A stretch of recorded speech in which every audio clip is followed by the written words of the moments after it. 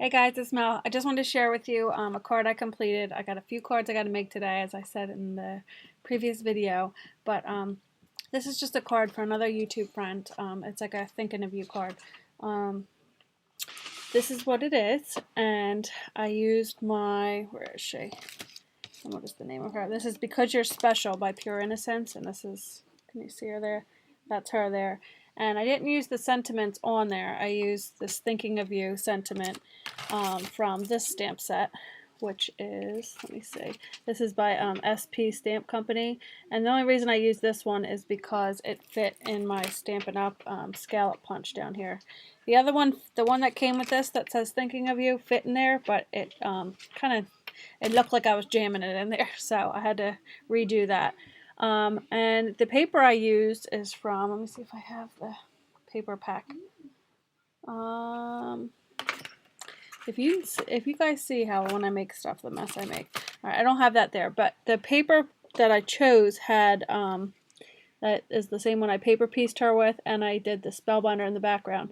But it had this little, this little strip that was on the edge of it, and you know how it has sometimes the hole. I don't know why they do that. They'll give you a decorative piece, but then they'll punch a hole in it for them to hang it up, I guess, for the storage. But behind here is where the hole is, so that's covering up the hole, so I was able to use that little border strip that was like the top of that card. So make sure you guys utilize that. I'm trying to find it because I'd love to show you.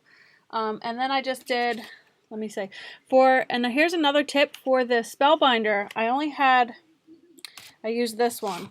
And this was just a miscellaneous one someone gave me, and I only have this one to the set.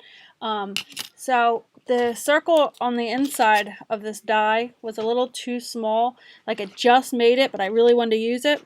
So what I did was I stamped her onto white paper, put it like that, and did my tracing thing. But instead of going down here, I waited. I only cut to the circle down to about here, and then I fussy cut her feet out. So her feet are a little bit larger, as you can see, a little bit larger than the circle. So don't let that little smidge defer you from using your spellbinder if you don't have quite the right size. Just cut them out, and then the pieces that are overhanging, just don't go all the way with the circle, and then go around it, and then go back with your circle shape.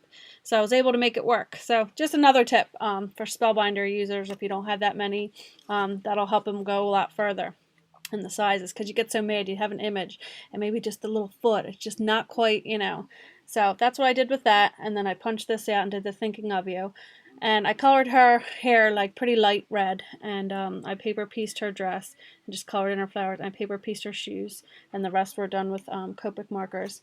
Then on the inside I still want to write a little message in here. I used an extra piece of the pattern paper to tie in the colors from the front, and I did the same thing on the matching envelope, and I just decorated the front.